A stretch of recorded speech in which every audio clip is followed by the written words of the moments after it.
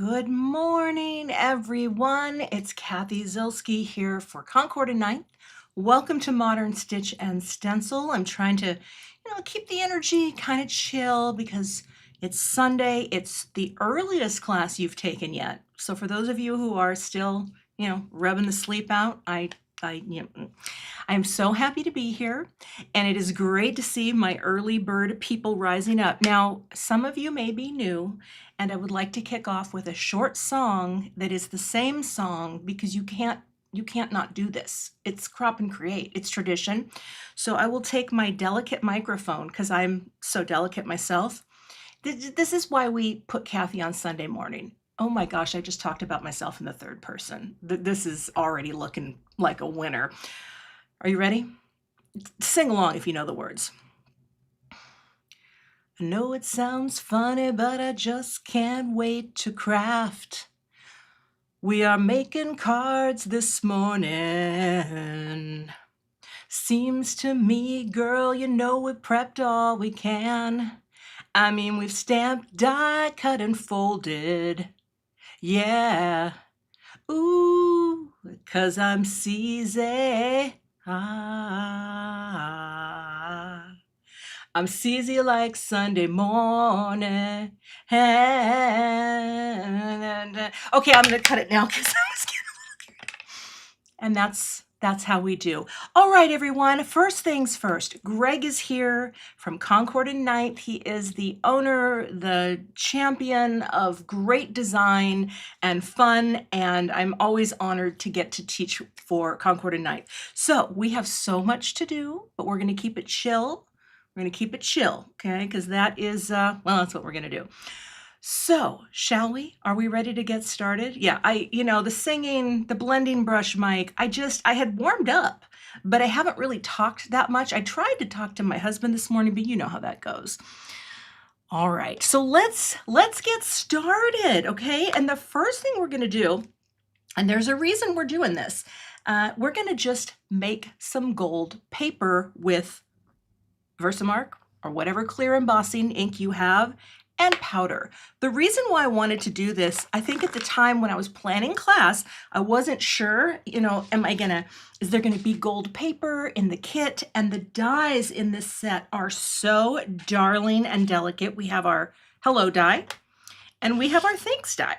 So I want you to have those handy, okay?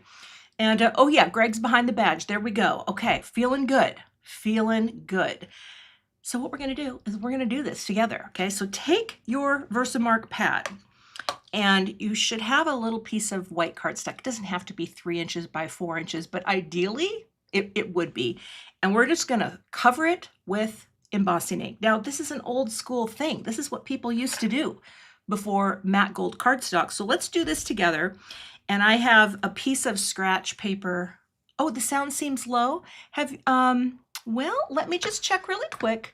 I feel like my system settings should be on sound. We're just checking because I'm all the way up. So see if you can try your, what is it called? The sliders on your, oh wait, is it grasshopper? Did I pull the wrong cube? Let me see here. Oh yeah, hold on. I have the wrong cube. Hold tight. Okay. Lemongrass. Lemongrass. Come here. Okay. Hi, everyone. No, it's not that one. Oh, gosh. There we go. Hold tight. I cannot find my cubes. Grasshopper. There we are. Okay. Sorry. Hi, how's everyone going? Okay. Thank you. I pulled lemongrass. Okay, we're all good. We're all good. It's grasshopper. Thank you so much. Okay, let's get back to the table. Now, see, if that was my only tech glitch, I think we're good. Sorry about that. I was it was dark. I was tired. I was a little confused. We have grasshopper. Okay, let's take our pad. All we're gonna do here is we are going to take a pad and just smush it on our paper. All right. Now I have the right cube. It's grasshopper. Okay, that's what we're doing. It's not lemongrass. Okay. So all I'm doing is just adding a coating of ink. And don't be shy. Don't be shy. Listen, if that's, like I said, if that's as bad as it gets, yeah. But this oldie but goodie technique, I mean, this was what people did back in the day when they wanted to die cut something gold and didn't have gold cardstock. So what you're going to do is just sprinkle your cards or your powder all over. Thank you, by the way, for pointing that out. I would have just kept on going and Greg would have been, yeah, I probably should. I have not had a lot of coffee today. Okay, here we go. Sprinkle on, and you're just going to cover that paper. That's it. Easy peasy breezy. And once you have enough on, you know, you can go a couple more, but you're going to be good. We're going to tap it off, and we're going to melt that powder. Okay, so get your heat tools ready. Warm up your engines. And then we are going to melt it. Yeah, I do need some I need some coffee. I actually brought in a backup cup today, so all right. Let me warm up my heat tool.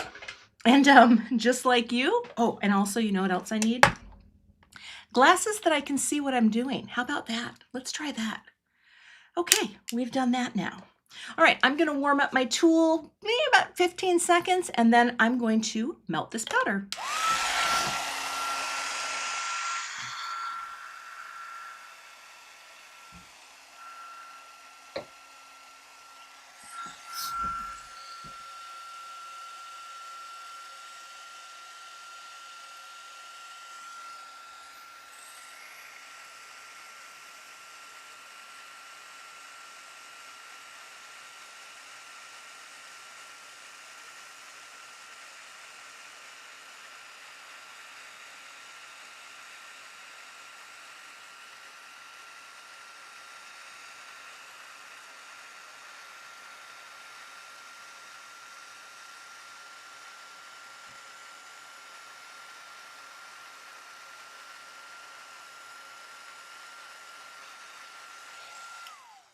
And that, my friends, is the old school method of making gold cardstock.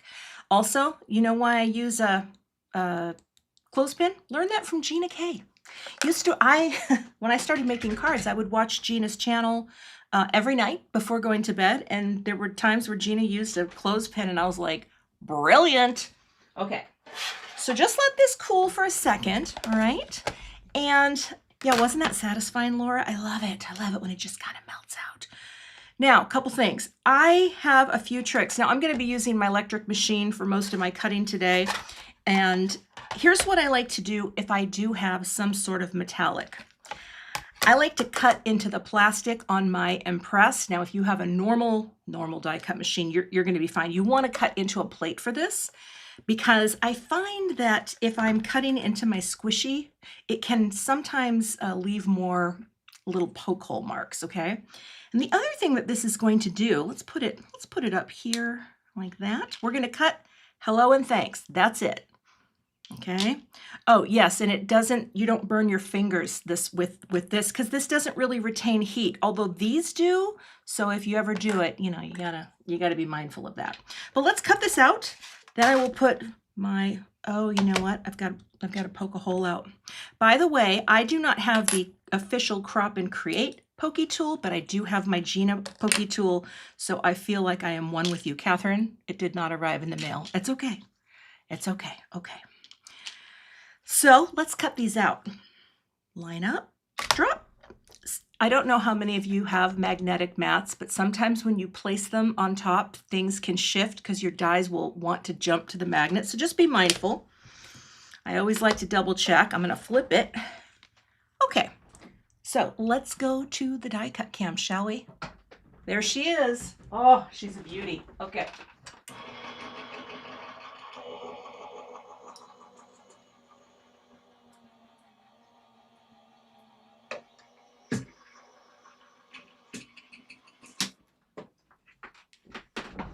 All right. Now, yeah, our stabby tool. I have my stabby tool. And here now we are going to have this beautiful, well, let's see if it pops out this way. Sometimes it will. No, I'm going to have to poke it. This is my patented technique. Yeah, it's going to have to be poked out, and that's fine. So we will take out our little greetings gently, and then we can build the greetings right now, and then they are ready to rock and roll, and then we can get right into our ink blending. So again, if you're ever stuck and you're like, I don't have any gold cardstock, it's just a magical thing that happens when you cut it with it comes out like almost smoother than you embossed it. Do you know what I'm saying? It's very smooth. So we've got that. And let's get some of these things out of the way. Scrape. And we have this one. Okay, so that's what we're doing. We're starting out with success, something very easy to do. But again, it's just something to keep in mind. If you're ever in a bind and you think I really need that gold element, give it a try. Give it a try. Yes, Ida, I am about as human as they get, and that's not a bad thing. I prefer that over perhaps an alien species. Okay, let's get this out. Now, what I want you to grab is your homework. Where do you have your homework? Because I have mine here. And what I'm going to pull out now are the shadow layers, okay?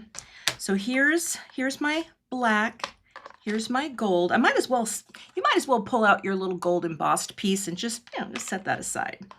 And we're going to take out our hello. Yeah, I need some tweezers too. Get you guys here. There we go. I can't pick it up. And we're going to glue these two layers together so that this is kind of an easier way to build up some dimension. If you go with the shadow layers together, you're going to get that kind of thickness that's cool, but you're not going to have to stack intricate die cuts. All right. I'm going to bring my little glue mat. Now, for those of you who are wondering, what is that glue mat? It's just a piece of Tim Holtz media grip mat. It's great for gluing on. It cleans up really easily. You can even let things dry. And of course, the all important Connect glue. Love my liquid glue. And we're going to glue these together, okay? Wow, that lemongrass debacle, that's going to go down in history as almost just threw in the towel on that one, you know? Quite. All right, just add your adhesive. Whatever you're using is fine. I just like the liquid glue because, well, and also people always ask about this when it's just something I found on Etsy or Amazon, and just a little glue holder, and it's like 3D printed, and it just holds my glue perfectly. All right, so then line up your die cuts. Takes a second. Takes me a second. So now you just have something that's a little thicker. That's all. That's all. Oh, another little trick I have, because I live by these bottles, if I always keep one little tissue handy to wipe away the glue, because it starts to build up on the tip, and you want to wipe it away. All right. Now, did you know Concord and 9th is in their 10th year, right, Greg? Wasn't this year your 10th in biz? Pretty exciting. And I've lost track of how many times I have taught for Concord and 9th, but it is awesome to do. All right, here we go. So now we have the hello and the thanks shadow layer, and we're just going to glue the detailed layer on. Does my glue dry in? Oh, I can pop this question up. If I only leave it in here while I'm gluing, I feel like if I left it in there long enough, it probably would dry, but then all you do is just poke a hole in it, and it works great. So this has been my most reliable gluing tool of all of them that I've tried, and I've tried a lot. Okay, let's take our thanks. Now you can do this a couple different ways. I guess I could show you a hack. You don't have, this is something that I did not invent, but I will show you because it's kind of cool.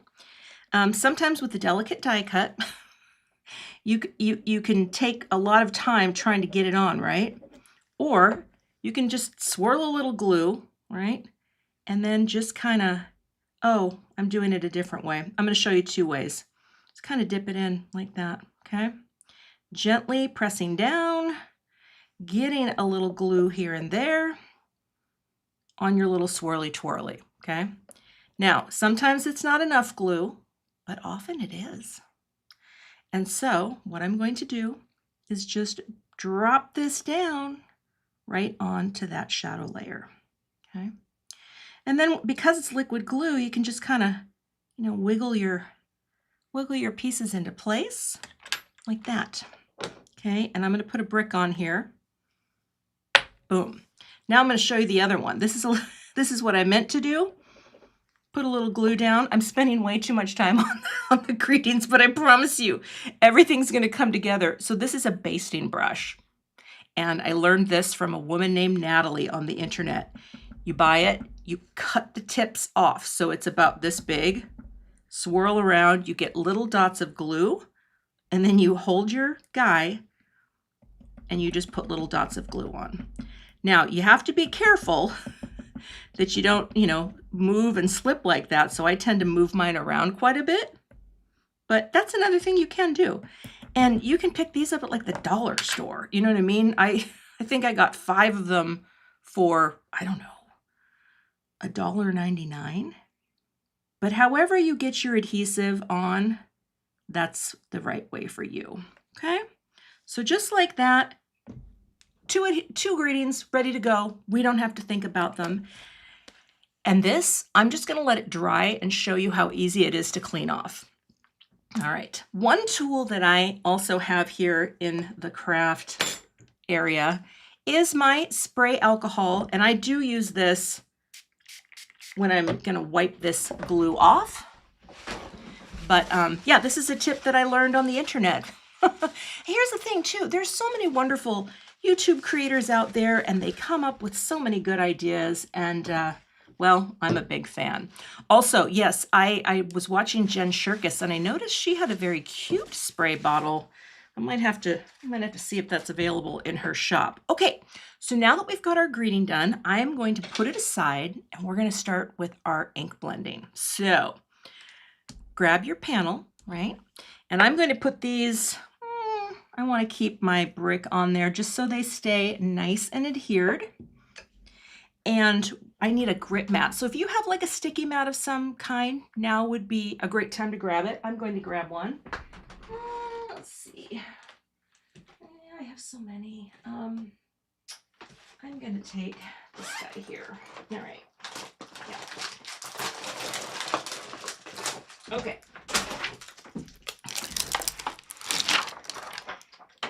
Now, all of the blending is going to be the same for our cards, and that is kind of a cool thing. That's point 1. And you can mix it up if you like, but I am only going to do, and here I am again, I wipe and I stick a pin in it. There we go. Then we set you aside. But it's the same palette, okay? I have been enabled. Yeah, she's a tricky one. I tell you, I love that girl. Okay. I am going to put my mat down here, stick it next to my little ink stand. I'm very proud of myself to have my black ink stand nicely centered here. And grab your stencil pack, okay?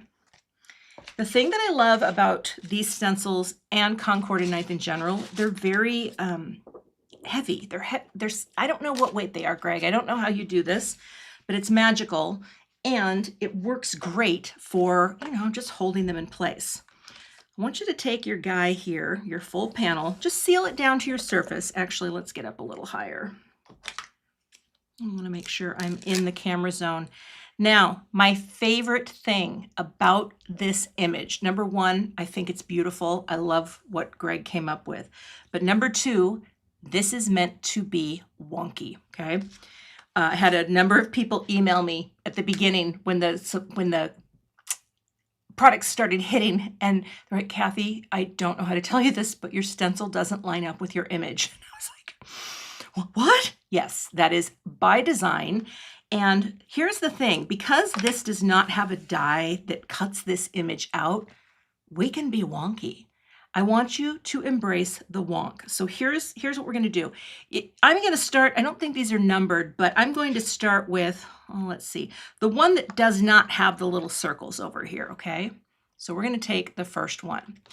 And yeah, some of you are going to love wonky. Yeah, Greg, it's a great weight, and it is different than some of the stencils that I have worked with, so that's why I ask.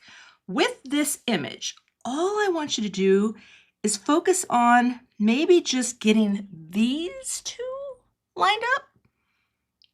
There are etchings in here too though, but see, because I had you stamp the image to bleed off the edge or right to the edge, I just want you to focus on these two here and maybe that one. And as soon as you get it, you're gonna press it and seal it. Now, because this is a full panel, I will suggest, you don't have to do this, but take some, I don't know, take some tape. Oh my goodness, am I that low on tape? Wow.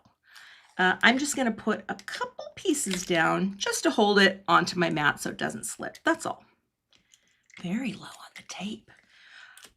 Donna, I do believe, yes, the wonk is freeing. Embrace the wonk.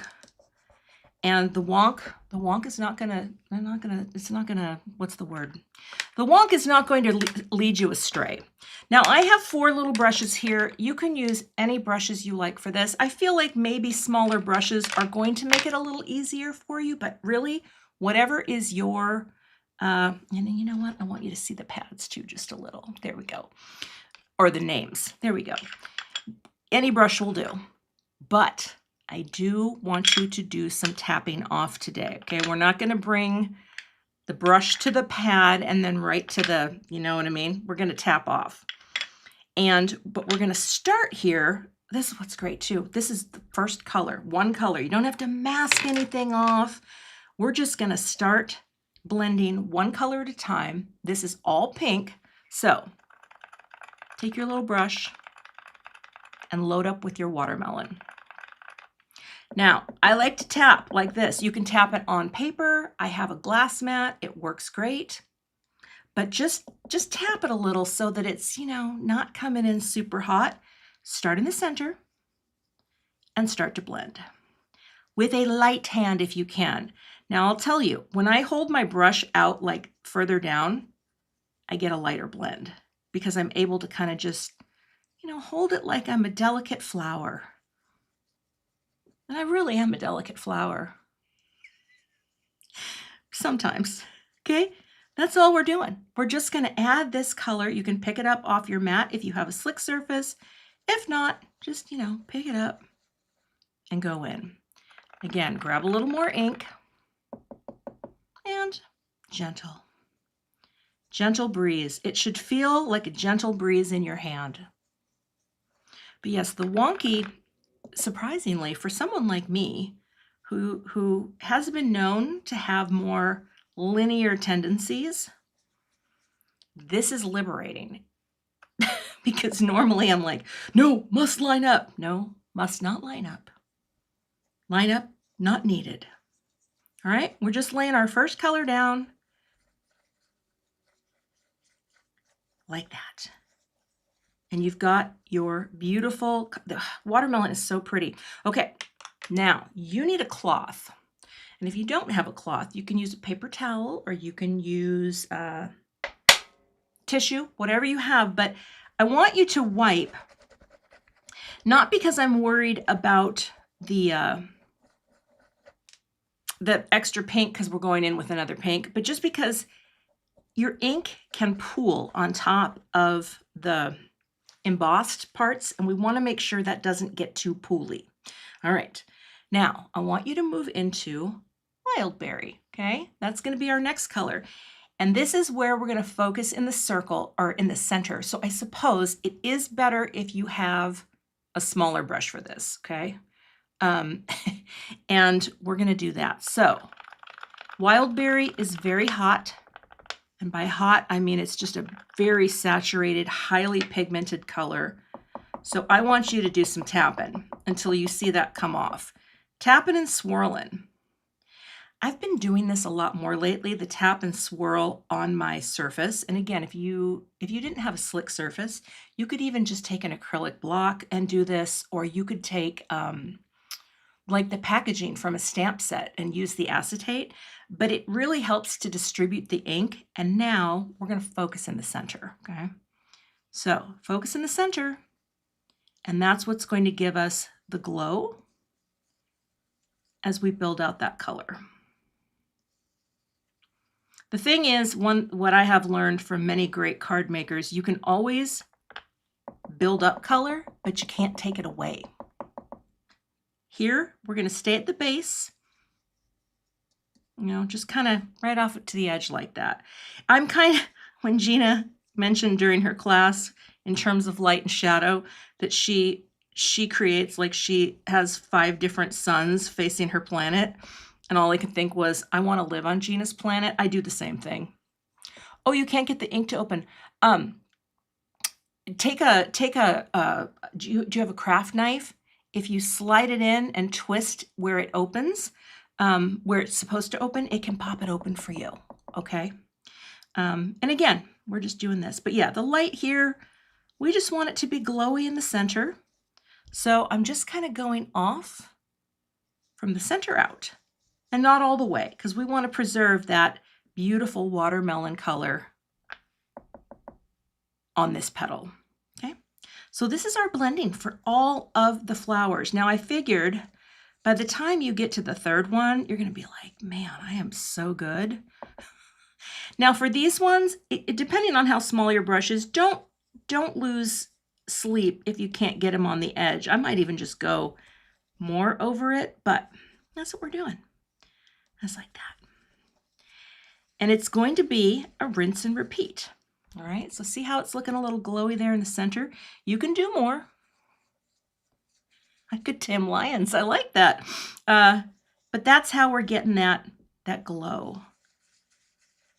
Now, because these are dye inks, they're water-based, you know, they smooth out as they're drying into the cardstock, almost like it's been airbrushed, and I love that.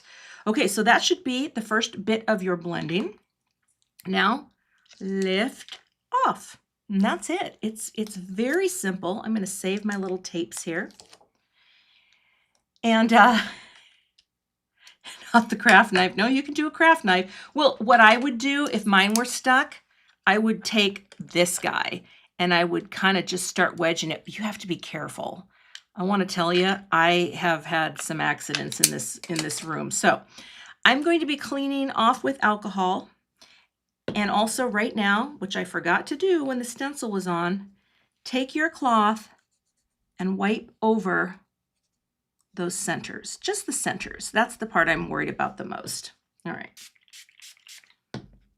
I might as well do that too, because, well, I didn't need to do that. But I'm going to clean this stencil because we're going to be using it again. And that's why I clean with alcohol, because then it just dries so quickly. Okay, layer 2. We're going to do the same thing. We're going to focus on this little guy and those little guys and just press it down. The thing is, I feel like a product like this, you can, and I have bonus cards to show you today that will help illustrate this point, but there's so many things you can do with it. And I hope that you get more use out of it, because you can crank these out. Oh, let's go back to your watermelon. And I love that sound. Listen. So good. All right. So now we can probably go a little faster here, right? Because we're adding that beautiful watermelon. Yeah, looks pretty good. Now I came right in here instead of tapping off, because now I'm feeling bold and confident. Because everyone's ink pad may have, like, it might feel like your saturation level in the ink pad itself is a little different. Mine's a little dry because I have been using this pad. So I'm pretty sure that my stencil is going to protect from big bad blobbies. But get all the openings, Okay, every one of them, even that guy. Oh, I guess they're, oh wait, did I start with, well, just do as I do, not as I say. That's what we're gonna do. Oh my goodness, that is what we're doing. Yes, we started with the right one. Okay, so let's get that color in. All right, and don't forget the little circles. Now, one thing you can do with a stencil like this too, you can go a little darker on this one, okay? Don't be afraid to kind of hit it, because then it's going to give this petal set a slightly different look, right? You can play. You can try different pressures and things like that, and you're going to be, yeah, you're going to be good to go. Okay, take your cloth, just wipe over like that, okay? Now we're moving on. And here's the thing, even if you get a big blotch, okay, you know what? It's going to be fine because they are handmade. These are the first pancakes, right? And I'm not too worried about you. So let's bring in the wild berry right in the center, build that pop up. Oh, I love that color. These two colors are so good together. They really are. And that's one thing that's fun about working in collaboration with the people who design these products at Concord and Ninth, because Greg's like, you should look at these colors together. I'm like, okay. Because you may be surprised to know this, but color is something that, I don't know, I feel like a lot, I struggle with color choices sometimes, even as someone who's worked as a graphic designer for over 35 years now. I still question some of the choices that I make with color. But here's the beautiful thing about this type of palette. When you combine two colors that are basically in the same color family, they're close enough, you're not going to have a problem, right? And that's where a color wheel can be really helpful. Concord and Ninth colors are actually curated very nicely to have things that all kind of go together, right? They're groupings that work really well. And they take some of the guesswork out. Okay, yeah, wild berry is it's a hot tomato. I'm gonna make that dark. Okay, maybe darken that up a little. You can just even fill one in with wild berry. No worries here, because I promise you it's gonna glow together beautifully. Okay, now wipe before. I meant to do that because I just want to make sure that you don't have a lot of ink sitting on that embossing, because we know that the embossing is a slick surface. It's not porous, and so there we go. And that little offset there and there and there and there, that is what we want, okay? That's embracing the wonk. Oh, I feel good about it already. So this is our color scheme for the day. Now, some of you crafty rebels, I know you're going to do other color schemes, which I can't wait to see. So go for it. Go for it. In the words of Tom Cruise, go for it. I don't know if he says that, but there was a sketch once where he said that. Okay, third stencil, leaves. See how nicely this is separated out for you?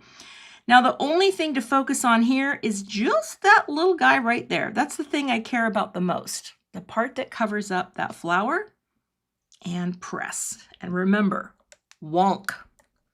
Whimsical, that's a better term, Gina. It's whimsical.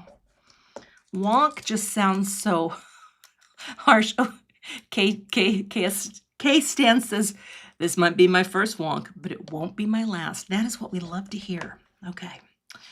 How's everyone doing with the pace? Are we okay? Are we easy like Sunday morning? Okay, now we're going to move into grasshopper, not lemongrass, and the tide pool. And this is a really cool way to make leaves. We are not going to go super heavy with the tide pool, and we're going to start out light with yeah. And yeah, I hope some of these colors are new to you. Greg, can you answer Cheryl's question here about are they sold in color sets? I know you can buy them all individually, but I'm not sure. All right, so we're going to load up Grasshopper, and again, tap and swirl. Even if you're tapping and swirling on, you know, paper, it's totally fine. Oh, I'm just reading, daughter's engaged, graduating. Oh, that's so funny. Of course she does. Now, she has a color palette for her wedding. Mine was just white and black. I was so basic. Okay, so we're gonna go on the edges of the big leaves, both sides in. So what I want you to do, and remember, Grasshopper's a hot one. She's a hot tomato. We're just gonna kind of blend in from top and bottom like that, all right? Top and bottom. And you are gonna get, opportunities to do this multiple times. So we're happy about that. Okay, top and bottom with those leaves, and then full on with the ones that are individual leaves. So again, we're gonna kind of top and bottom it here, top and bottom it here, leave it a little light in the center, and then go over the main leaves. Leaves that are just kind of standalone.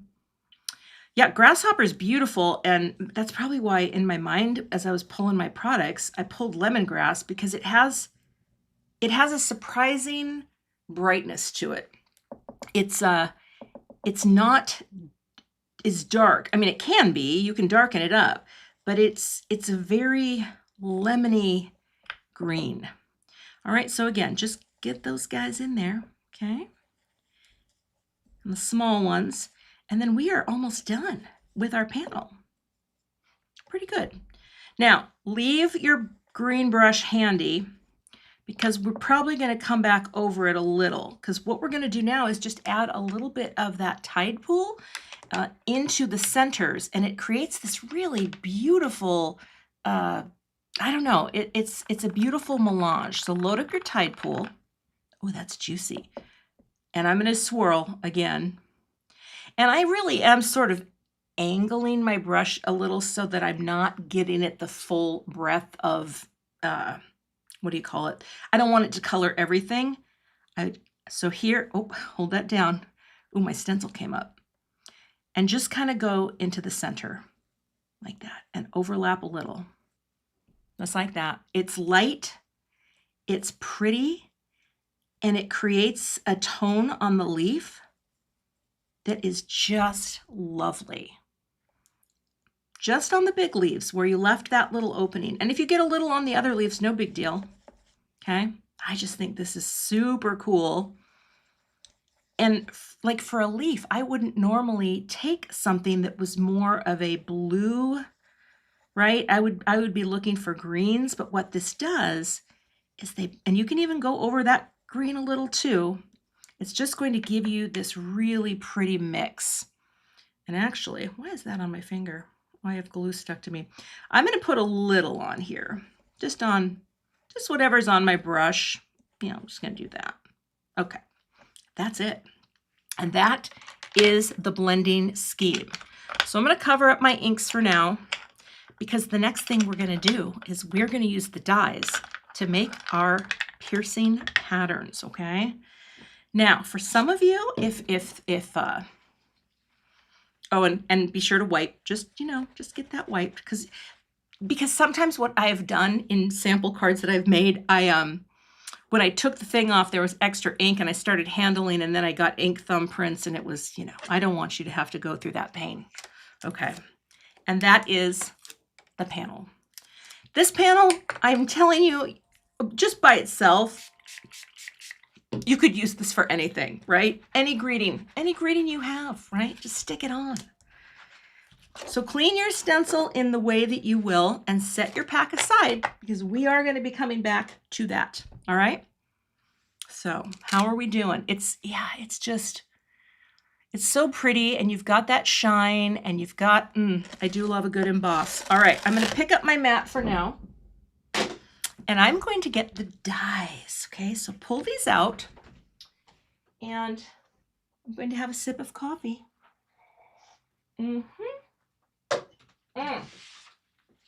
Okay. All right. So how are we doing? Doing okay? I think my hair is a little wonky, and that is exactly how I set it up. Thank you. Okay, my cloth to the side. Now we're going to add our poke holes. Well, thank you, Greg.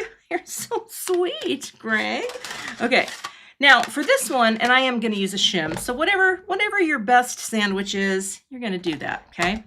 And we are going to place our panel down, and we're going to make our poke holes. So you can set your inks up and away, because we're going to make our poke holes with our leaf dies, but we're going to enlarge those holes just a little so that nobody freaks out, because I don't want no freaking out on a Sunday morning, okay?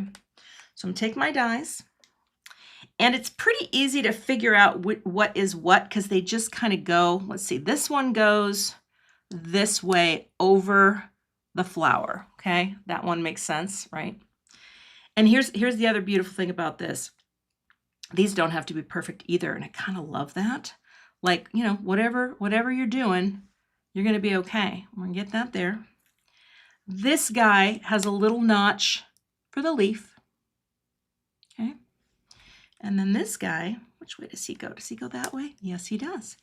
That's what we're doing, okay? That is the placement. See that? We're going to run this through, okay? Thank you. Thank you for the paste compliment. All right, we're going to do, I mean, I hope I finish on time because I got stuff to share, but let's go cut this out. Let's go to the die cut machine. There she is. All right. All right, you're not cutting it. Just run it through your machine.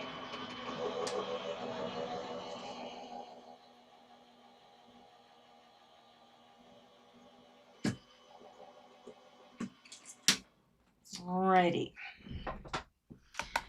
Now, I am going to use my little lift magnets. These are like these magnets are used for manicures, magnetic manicures, but I use them in scrapbooking or in card making. What am I doing here?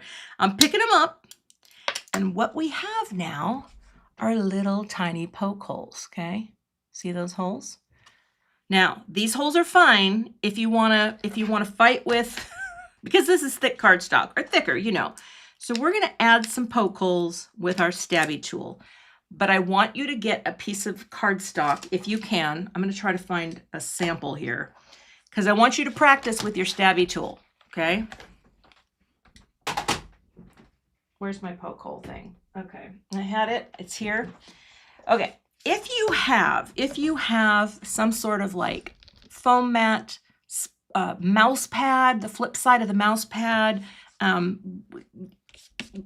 going to enlarge these holes a tiny bit. Now, I need a piece of cardstock to show you this. There we go. Okay. But I want you to practice, okay? Because you can't get the holes too big or it's going to look wonky. So we are just going to gently pop through the holes. Now that's too big, but you'll see what, you just get a feel for your pet, because what we're going to do is make it a little easier to get through. So come up here. I'm going to zoom way in.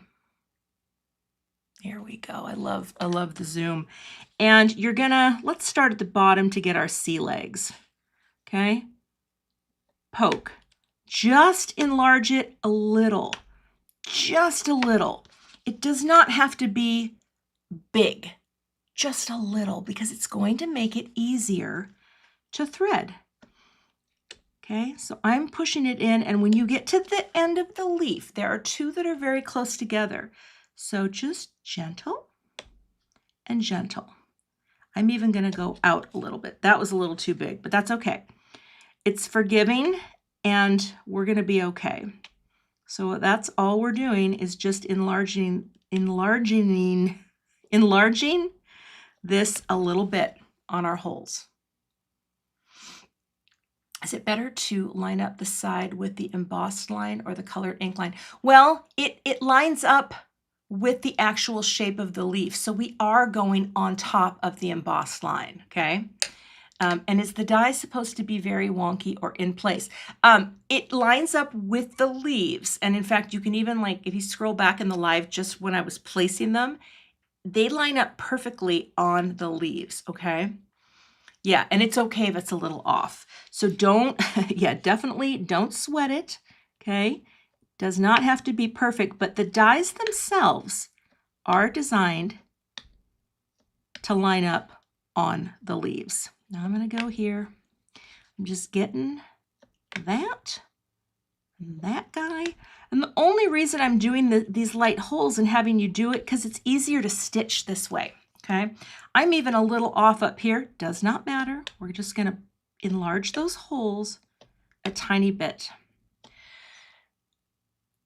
You can poke as you stitch, Amy. That's a really good point. The reason I don't is I am not great at the pressure in my wrist. So that's why I'm doing this, because I've done a number of these cards. You can poke as you stitch.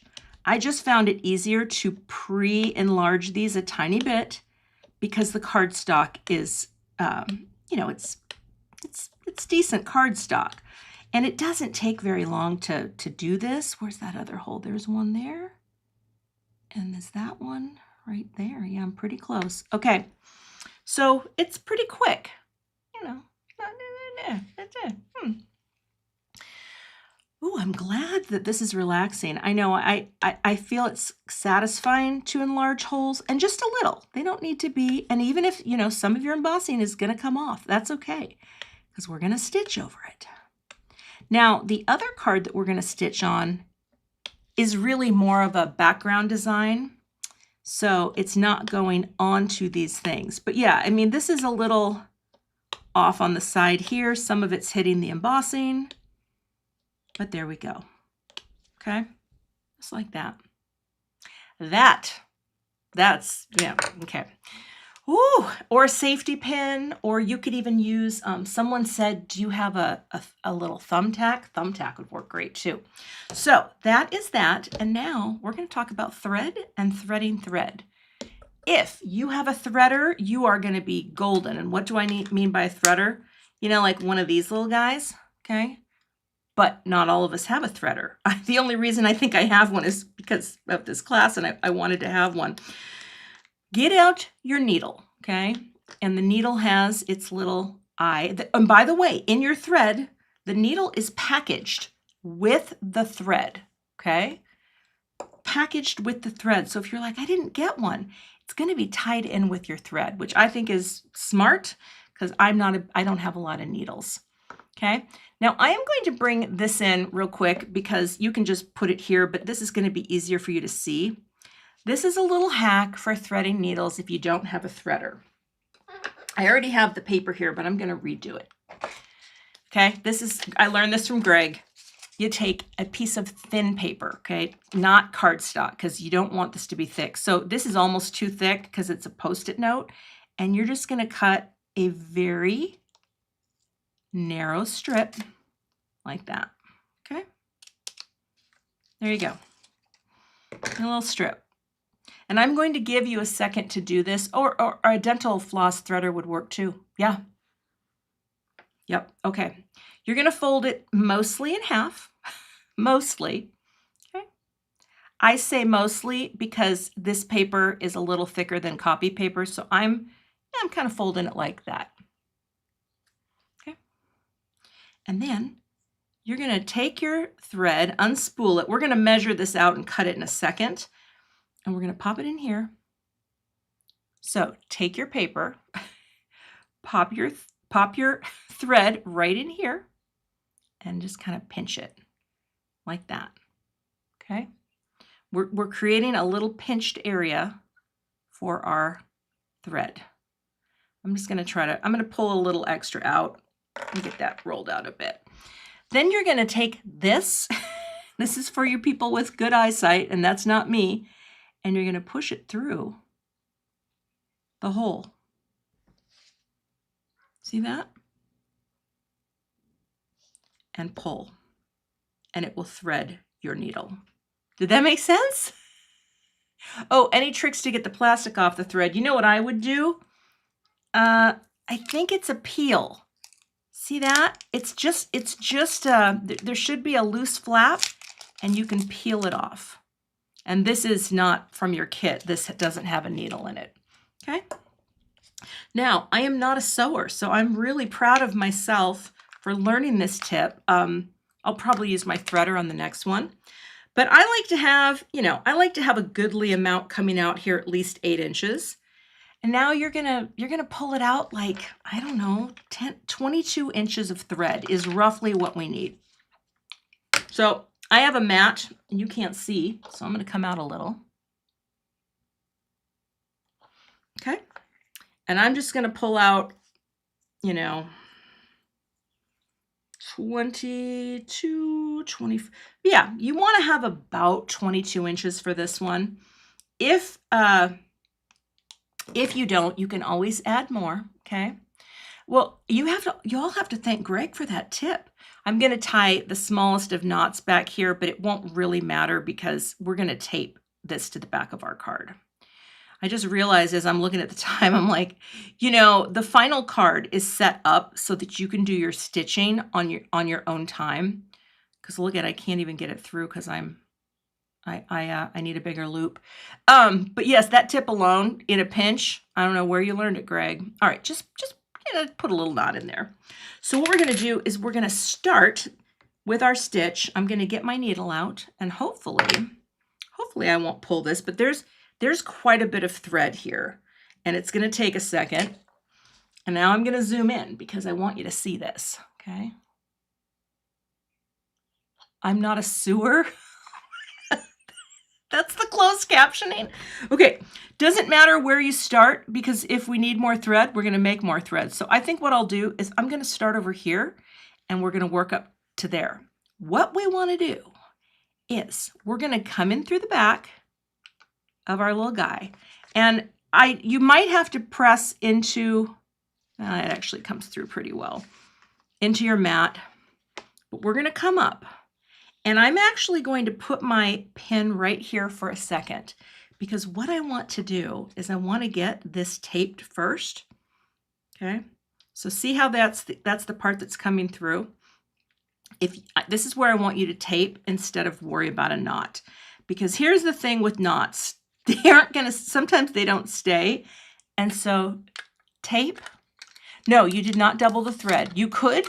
But that is, you know what, that's for another day. And I want you just to tape this to your cardstock because nobody is going to notice the back of your card like that. And just kind of rub your finger over it. Take another tiny, no, it is not doubled. The thread is not doubled. Nope. It's just a single for the purposes of class. And then we're gonna do this a couple times. So then you're gonna bend it over. Wait, are you a licker? Did that mean you licked and ran it through? I love that. Take another piece once you pull it back on itself a little and just tape it down. We are using a single thread. We are not doubling it. Okay. Never in a million years did I think I would be sewing. Yeah, this is a single thread. For those of you who are experienced sewers, if you feel like doubling it, you could, but the taping is the way to go. And now all we've done is we've taped the back and we've come through the front once. That's it. See that? Single thread and where to go, okay? Now we stitch. So what I do, because I hate just holding something, I kind of want to make sure that my thread is, not getting tangled up. And all I'm going to do you want me to be zoomed in a little more? Let's do that. I think this is a lot more helpful to see, okay? I'm going to take that stitch right across and we're going to pull it through. Now, you got to watch your cardstock because you've got a long piece. And you're going to kind of pinch that, right? You want to pinch it so you don't let go. And you're just going to make a stitch. That's it. One stitch. It's not so dramatic right now, but it will get more dramatic, okay? That's all we did. We just went across, okay? Then we come over to the back And I'm just going to kind of do a crisscross pattern here. Go into the next hole.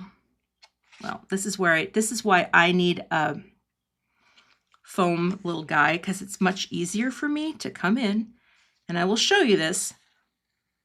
Oh, get stuck on the paper. This is very strong thread, so you're going to be okay. But I went from where I came down and coming up and over. Okay. The stencil was designed to be wonky, Jen. Yes, I'm seeing that question. Now you flip your paper over and go straight across into the corresponding hole right there. Okay. And we pull through. And again, the reason I pinch my needle is so that I don't accidentally pull so hard that I have released it. Do you know what I mean? And the thread all comes out. Thimbles are great. Oh, that's a really good point. 6 chaps. Make sure your hands are clean. See, I didn't get much ink on mine, so I feel pretty good about that. Now, we're on the back again. We're going to do that cross, that little stitch across, okay? The diagonal. And pull it through. Now, some of you have done, see, we're getting that look on the back too. Some of you have done this kind of thing. And so you know, it might be very familiar to you. Some of you might be, wait, you can't see the stitching on my camera? Let's see. It's there. See how it shows up? I promise you it's there. And you see it texturally in real life. Okay? And here's the thing too. If you decide, you know what, I don't love the stitch, you can definitely skip it. Because this is going to be, we're not stitching on the second card, okay? But we're just following that pattern. Back, see the stitches there? Flip it and go across. And just pull it a little tight every time you go, and you're going to be fine. You know, like you're going to, see that? That's it. Okay, I'm going to go across. We're going to come in. And again, like that. I hope this is relaxing. I know for some people, listen, the thing I love about card making is I can try things that I have never done before. Have I ever done stitching on a card? No, but it's very fun. So do we feel we have the vibe? Because then I can just focus on getting these done. We'll get through one leaf and I'll show you the trick for flip, just moving up to the next one. And again, this is just a textural detail, right? And it is very subtle, but I think when it's done, you're going to love that extra look. I mean, I never thought I would stitch a card either. I feel it, you know, okay. And that's it. It's just, in fact, Greg, do you even know? No, it is single thread. It is single thread. And yes, Concord and Ninth does sell this, these threads. In fact, I think there are like 3 colors. Yes, you can faux stitch as well, as someone just pointed out. That is a very cool thing to do, where you just put pen marks, gold pen between the two. Now, Concord and Ninth does have more stitching products. I haven't used them. There we go. Am I too close up, or is this okay? I feel like when we get to the next thing, you're going to want to see it close. Okay. And again, you kind of can't go fast on this. Do you know what I mean? Like, I suppose if you're an accomplished sewer, you can go fast, but this guy goes in there. Now, as soon as you take that last stitch, come here. As soon as you get that last stitch, now it's hard to see, but there it is. It's in there. There are those stitches. You're going to flip it, and I have plenty of thread, so I'm just going to move on in the back to the next opening. And that's it. You go like that. You're coming up from the bottom. Started from the bottom, now we're here. Thank you, Drake. Okay, I don't even know if that's the song, but I try to stay relevant with the kids. Now we've come out through that one. So we're already onto another leaf. poke it down into that hole, and you just jumped to another leaf like that. Okay. All right. And rinse and repeat. Okay. You know, stitching was also a thing in scrapbooking. Does anyone remember that? And I had, I bought a sewing machine. I bought a little Singer. I have no idea how to thread it. Every time I try, I mess it up, and I call my neighbor Sarah and I ask her to come over and thread it for me, because even with YouTube, I can't figure it out. So see what we're doing? Flip. Now this one is a bit of a jump, because see, different poke pattern. You're gonna go here. Oh, did I not poke through those? I might have missed some of my poking. Okay. I didn't poke through all of them. That's okay. Because now this little guy is gonna go right in there. The thing is, when you don't pre-poke, it's just a little harder to get it through. That's all. Because you have to put a little more pressure on your pin. But this is it. This is the stitch. You cross it over. I do like having foam to do this. I think it's because my finger strength is not great. She has a video for that. There we go. And so I like to pop my needle into the foam. Okay.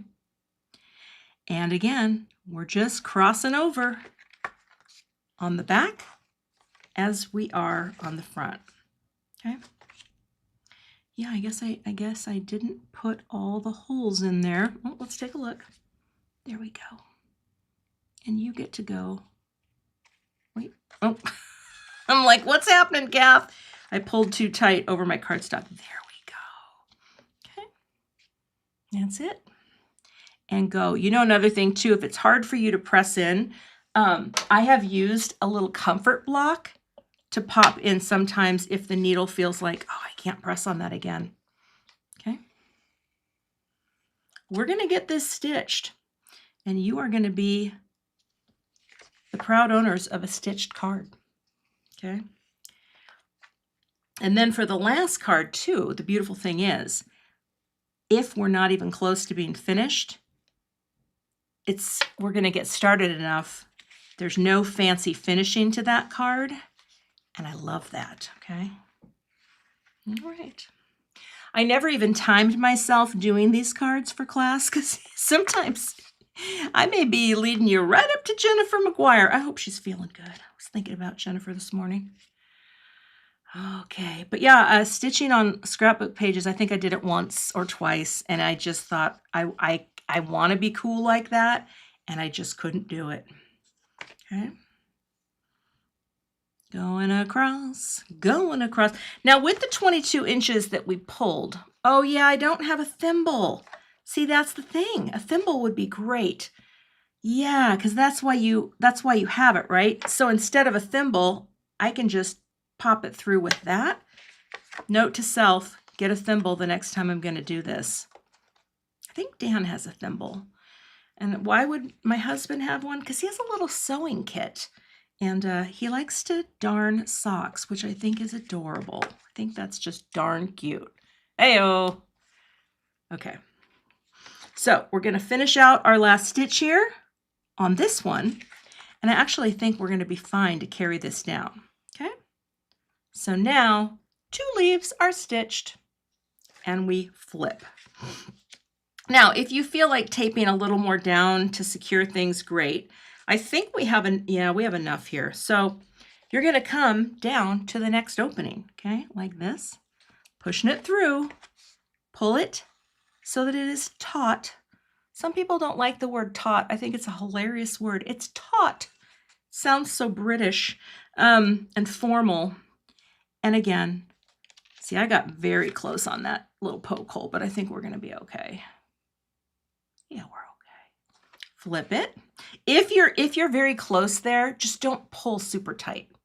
Okay. Yes, I will send this to, let's see, which is the crossover. There we go. I would send this to a special person like Greg. I would send this to Greg. And I would say, thank you, Greg, for making cool things for crafters. All right, so yeah, you just kind of get into that zone of stitching. And it is a joy. Very taut lines. Thank you.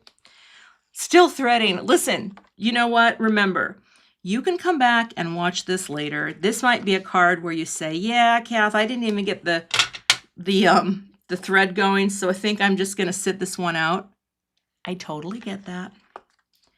But I do know that once I got started on making my actual cards for class, I was like, okay, I see why people would do this. I don't know if you know this, but Jennifer McGuire, who will be teaching after me, she goes through some stitching phases, and I love seeing that she takes like stitching to like baseball games, and where she did when her son was in high school. Me, yeah. Oh yeah, I didn't even mention, y'all, my daughter is 30 years old today, and I'm very proud of her, and it's weird that I have a 30-year-old child. 30-year-old child. That's pretty great. I asked her last night, because she was here yesterday, and we went out also Friday night. I asked her if she wanted to watch her birth video today, and she said, I'm good. I'm good. We don't have much of it. We just have the moment she emerged into the world. She's like, I'm good. I'm good. Anywho, I had to throw something inappropriate in. But yeah, 30 years old today. That's my child. Okay, so we're just, I think we're going to get everything from this one thread because we got plenty to do. All right. And I don't know what else I can tell you about stitching because this is as novel to me. But again, I think the point, that's my tape. The point is that sometimes you think you're not going to be good at something, and then you try it, and you're like, this is kind of cool. All right, there we go. And honestly, I don't know if I've ever felt more relaxed teaching a class. I'm not kidding. Like I feel like I'm on the verge of falling asleep. It's very relaxing. Okay, so we have finished that one. Right? It's just a cool look. So I have plenty of thread to keep on moving. So I'm going to come over to the next one, the last leaf, and again, pull through and oh, yep, there it is. There's the line that connects. Looks almost like a constellation. And then we're going to tape it all off and trim it down, okay, to finish this card. Now, are you going to do this for every person that you love? No, clearly, I think we've seen by the chat, only special people, right? Nothing wrong with that. Okay, cross over again. So is this kind of like a little straight stitch? I'm not sure, because we are doing a back stitch for the last card. And like I said, if we don't, oh, it's fun to see you reporting the ages of your child. Yeah, I mean, again, 30, I remember when she got here. It's been a wild ride ever since. Okay. But yeah, you would not be doing this on every card. Although someone just said, Pamela said she stitched all her Christmas cards. Oh my gosh. Did I miss a hole there? No, I'm right. I'm good. Got to pay attention. Now, you'll notice too on your card, if some of your embossing got chipped away from the die, don't sweat it. It's all part of the vibe, right? It's all part of embracing the wonk. And we love the wonk. And then we're going to get back into ink blending. So, in fact, maybe I'll have you do, no, we'll do it in order. I was thinking about just jumping and doing back-to-back blends, but I think, oh, yeah, there we go. I think we're going to just stay in order. Hey, Mindy. All right, we're almost done, and that only took, again, card one, it's going to take some time. I'm not too stressed because of the similarities of what we're doing. Okay, we're down to our very last hole. All right. Is that you, Catherine? Catherine, I've sent you some good cards over the years. I've sent you some good ones. But yes, Catherine is very card worthy. All right, when you get that last stitch pulled through, did I get schmutz on there? I want you to flip over. Look at all the thread I have left. Now I'm going to take my needle out because I don't need it. I am actually going to put mine in the pin cushion. I do not know where I got that. And I'm going to take my tape. I'm going to pull it right about there. Just like tape it down. I was going to use what is it called? My pink tape, but that's not permanent tape. So I think Scotch tape is better, but then you take it and you double it back, okay? Take another piece of tape and go like this. And you are ready to cut and free it. And that, my friends, is our panel with the stitching. Now we just have to trim it and pop it onto a note card. Ah! Okay, and the trim is going to be, I want to double check this so I don't tell you something that's wrong. The trim is going to be 4 inches by 5 1/4. And the way I do this, I will show you this. I take 1/8 of an inch off of each side. And that's how we get it. I'm actually going to stand up and look over this. So to trim it, take 1/8 of an inch on this side, like that. Flip it, and then go to 4 inches. Okay, so that way, you know, you're not touching your stitching. And then here, same thing, up at the top, you're gonna go. Let's see, right there. 1/8 of an inch. Oh, I'm in the way. You could use a die for this too, but the beautiful thing is you are not going to hurt your stitching. Okay? So this should be 4 by 5 1/4.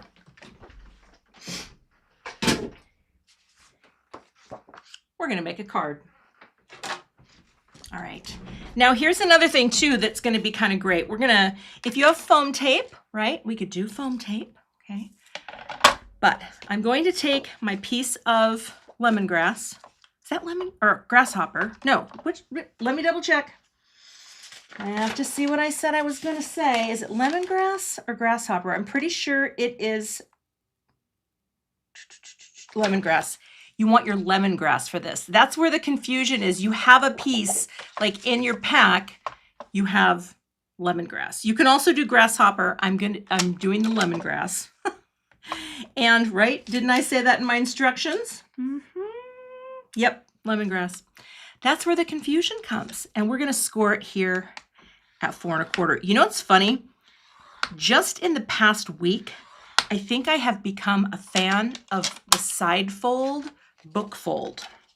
I don't know. I'm kind of in this place right now where I love the way these cards stand up. And okay, we're gonna go like that, tape it, or go like this. I'm going to tape this closed because they pop open a little. Lemon grasshopper, thank you. Is that Cody? Lemon grasshopper, it's a great color. Oh. Yes, birth video. Okay, I'm going to put some tape on here, foam tape, and pop it up. So this is card 1. It's pretty epic, right? It's pretty epic. But I think as we move on, we're going to be able to go. Lemongrass is the lighter green, I believe, compared to the grasshopper. Let me just double check that. I have, oh, well, that's going to go where it's going to go. So, yes. Grasshopper is the darker color. Lemongrass is the lighter. But you could do this on that too. I mean, the thing is, this would work with colors of cardstock that you have in your kit. But here's the other beautiful thing about your stitching. If you put your foam on here, and you know what? I am an over-adheser. I'm going to stick one in the middle. Then all of your stitching has been preserved. It is sealed in there in a way that you just can't get it out. All right, so we're going to say, let's pop it onto our note card. Yes, it's a good day for. I'm so excited because I get to watch Jennifer, but I do have to tell you all, we are doing a little thing for my daughter this afternoon. So I think I will be missing Libby's class. Unfortunately, Libby, you know I love you, but I gotta celebrate the girl. Okay, now find your greeting that says thanks. Okay, and let's just put a little bit of foam on. Oh, come here. I can't grab it. Come here. There we go. I'm just going to take some foam squares, and you can use whatever you have, okay? And I'm going to pick these up with my little stabby tool because it allows me to place things without my meaty hooks getting in the way. I might even cut some down.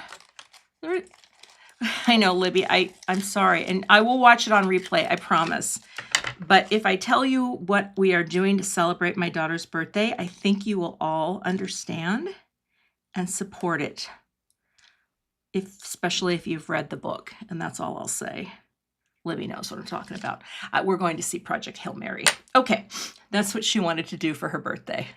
Okay, so all we have to do now is just place this. And you can really put this wherever you want, right? I didn't even have my sample card out. I am not going to embellish this to save time, but the embellishment is just 3 clusters of 3. Jumping out of a plane. No, we are not going to be doing that. She may be a pilot, and she is, but her mama, no, she's not jumping out of a plane. So one thing I like to do is put a little liquid glue. Oh, where did my liquid glue go? Gina, do you ever, when you're looking for your glue, just say, Gina, come here, Gina? I do. And one of these days, Gina's gonna appear. I like to put a dab of liquid glue on my foam squares because I want them to have a little float time. And I'm just gonna pop this. I mean, again, if you don't, you can go low, you could go low. Oh, that's cute too. I didn't even think of that. You know what? For this one, I might just go low. Just to show you an option. Like that. You can go wherever you want. You can do your embellishments. And that is card 1. Gina, it's over there. Where's your glue? Okay, I just wanted to mix it up there, but that is card 1 with all the beautiful stitching. Okay, so let's get ready to blend on power mode, right? I'm going to move my stitching stuff out of the way because I don't need it, but we're going to blend. I think the Go Low is really pretty, actually. Yeah, so there we go. Now, if you are not caught up, you're fine. You're good. Because now we're going to blend again. So for this card, I want you to get out your same little, oh, it's having trouble focusing. There we go. I want you to get out the next embossed panel, and we're going to do the same thing. Okay, because this is for card 2. I'm just going to glance. Yes, it is. This is going to be a little quicker. So, stencils are flying. You'll need your stencil pack. And I'm going to set this back over here. And again, because the embellishments, they weren't part of the kit, you can do whatever you like for embellishment on that. And I did gold pearls. I have the Gina K designs. Which ones are they? I used her pearl mix, which is kind of my go-to because it has 3 colors. And I love that. Bring out your stencil or your emboss. And we're going to do the blending again. I'm just cleaning up a tiny bit because right now it gets progressively messier in here. How are we all doing out there? Are we doing okay? I'm going to give you just a second and I'm going to refill my coffee. I brought more coffee up because I didn't want to have to interrupt Dan and have him get me more. There we go. Let's wipe that coffee up. Okay. Okay.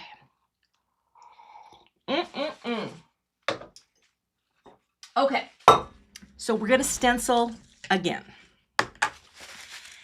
And I'm going to bring in a little fresh tape.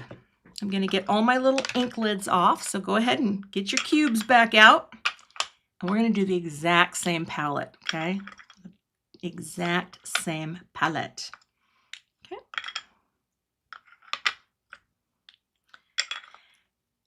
And you know what? I may just say we're going to stencil everything all at once, all the panels, because we're already here.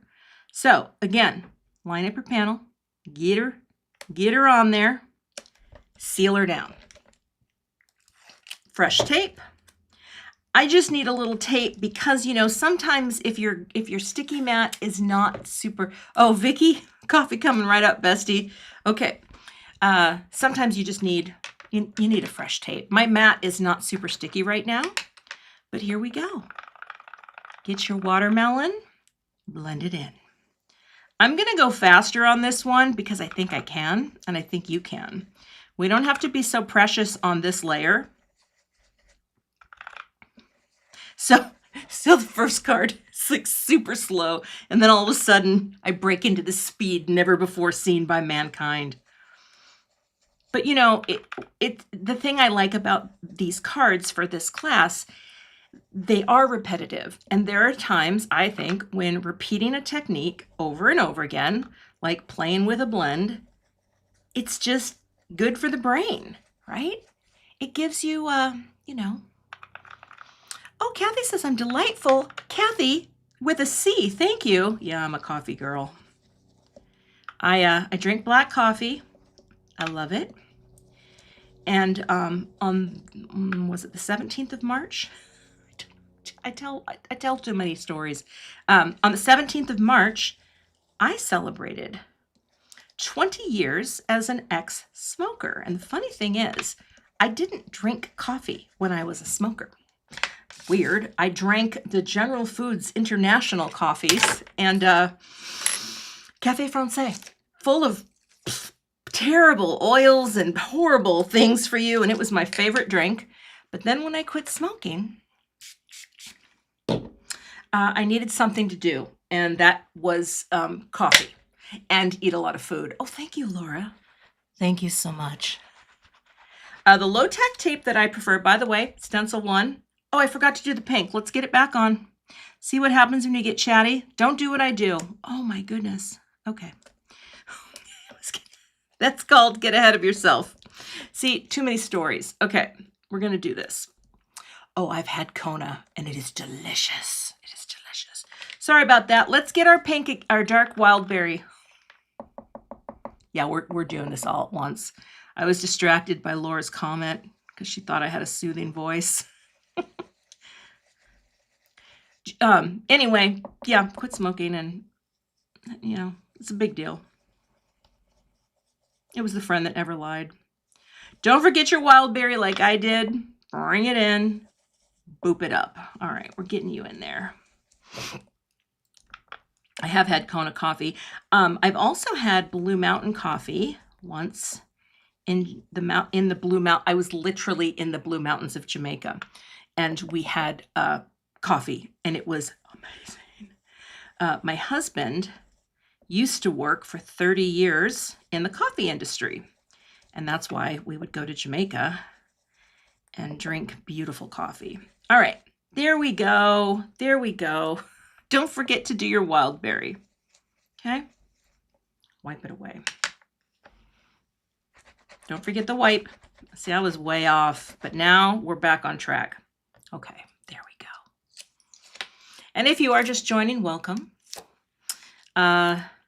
You know what? My tape, I think I need more tape. My favorite low-tack tape, sorry, getting back to that, is this Easy C tape. But another tape that is really great, even for like what I'm doing, but I hate to waste it, is Masking Magic strips. But I use those more for techniques because Masking Magic strips, and that is made by Gina, they will 99.9% of the time, get your next stencil, by the way, they will not tear your paper. It's a remarkable product. And I've seen Gina use her tapes to hold things in place, and I'm always like, oh, Gina, don't waste it, because I think it's just the best product. I try to always have some on hand. All right.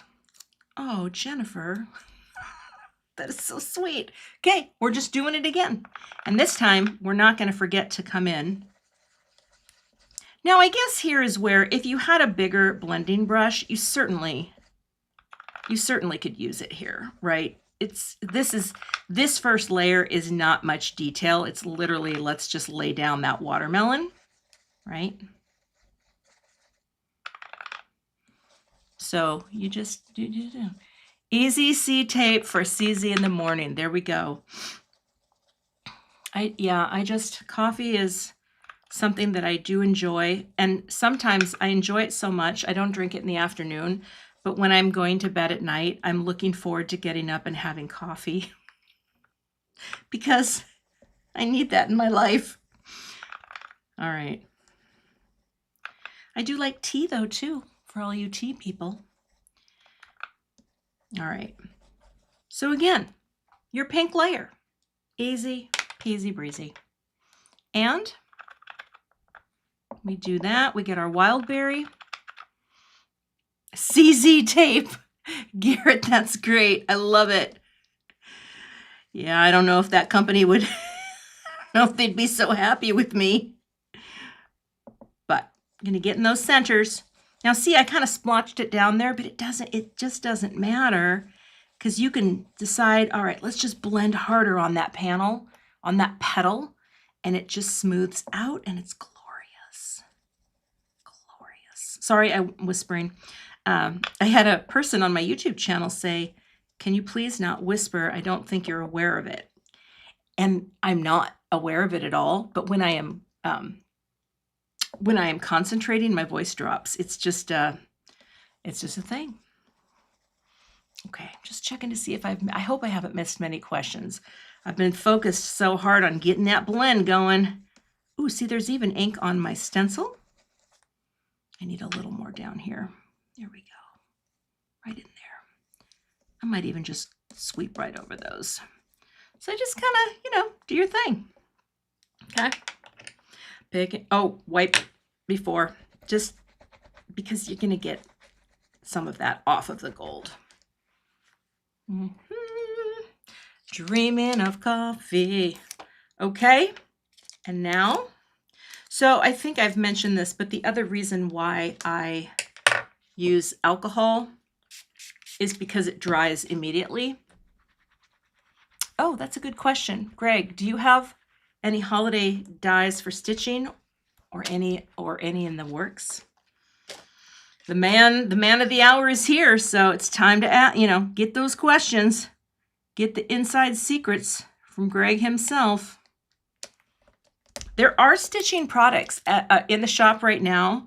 I've seen some beautiful samples of cards too that people have done, because like most places, and we're going to do our same grasshopper on either edge into the center, etc. So let's do that. Grasshoppers on edges of leaves, right? Get your grasshopper going,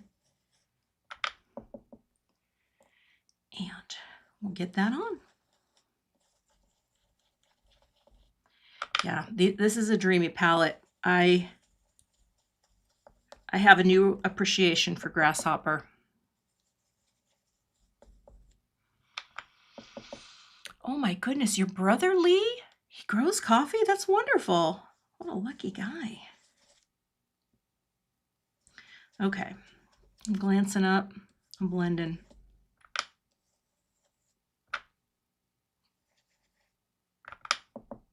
It is relaxing. Let's get into the zone. And then we'll bring in our tide pool in for that sort of center look. And again, whatever weight of, blend you want to put down, it's really up to you.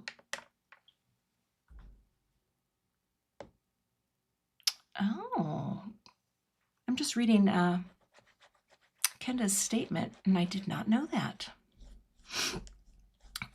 Do you remember being a kid? That's a very generic question. Do you remember being a kid? And this is maybe for the generation when we had tape recorders, and you would record yourself, and then you would play it back, and you'd be like, "That's not what I sound like." Do you know what I mean? I think you do. We're going to bring our blue into the center. I remember that so vividly, but yet as an adult who talks on camera quite a bit and has for years actually, I feel like when I first started teaching online classes, which actually was back in the scrapbooking days, I thought my voice was weird, and then I got over it pretty quickly. Because, you know what, now I'm like, no, this is actually what I sound like. Okay, see that cool kind of glowy blue blend in there? Boom. We are done. But you remember, right? It was yeah, it was a weird thing. So I think because we are on a blending tear, I want you to get your pre-stamped black panel, because at the very least, we will have the blend and the pieces done. So clean up from this one. Oh, Lisa Witten, I think I would love an espresso, which is why I don't get it. Because I feel like I would get completely hooked on it. Tea Source in St. Anthony. Oh, like St. Anthony Park, Julie? Like over by the fair and all that? I feel like I never have. If that's the St. Anthony. Huh. Okay, isn't that pretty? Now, I want you to take your cloth. I haven't gone to that tea shop. I'm wiping these away because they are pooled on top. They try to stay in the center to the best of your ability, but I want you to set this aside. And I'm going to try to put it somewhere where I won't like ask where it went to. Okay, you stay there. Let's just get our blending out of the way. Okay, so now we bring in our black panel. Okay.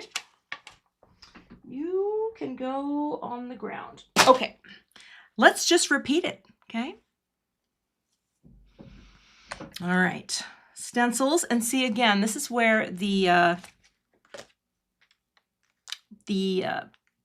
what's the word I'm looking for? The alcohol is so great because then you can come right back and stencil again. Okay, I'm using fresh tape because I just think my tape doesn't hold up over time. And we're going to repeat the same thing, okay? Yeah, the Nespresso. It's not just for George Clooney anymore. Okay, let's do it again. Let's get our watermelon and bring it in. Now, the nice thing about doing your homework for this is whatever black ink you stamped in is going to be totally dry, right? Because sometimes, okay, I feel like I think I stamped this in Nocturne. I think I mentioned that at the VersaFine because it was the darkest ink that I have. And sometimes when you do that, I should have used, I don't have your black ink, Greg. I don't know where it is or where it should be. But thought about using Memento, Tuxedo Black. Any black ink will dry, but when you do it in advance, you just have so much more time to let it dry. And then there's no smearing, you know? Yes, you can hit it with a heat tool, but I am a person who tries to avoid using a heat tool at every cost. The reason, I just hate paper warping. And no matter what I do, every time I use a heat tool on something, my paper warps. Now, when we did our little greetings, that didn't matter because, you know, yeah. We flattened it out by die cutting it. Wait, yours came with a George, if it came with a George Clooney Nespresso. All right, let's bring in that wild berry.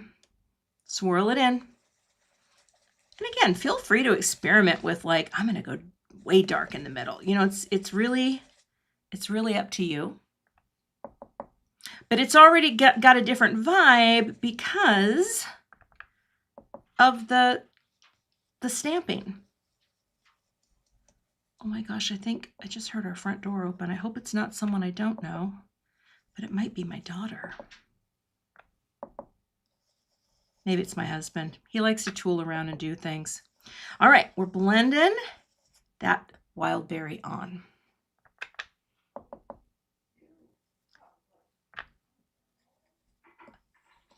Okay, I think I might have to shut my door because I hear activity. Let me know if you hear activity in the background. but I think the birthday girl just showed up early and was not expecting that. And do you know what that means? That means her cat's here. For those of you who don't know, I don't have any pets, but I do have a grandkitty, and he is my favorite. He is my favorite cat in the whole world.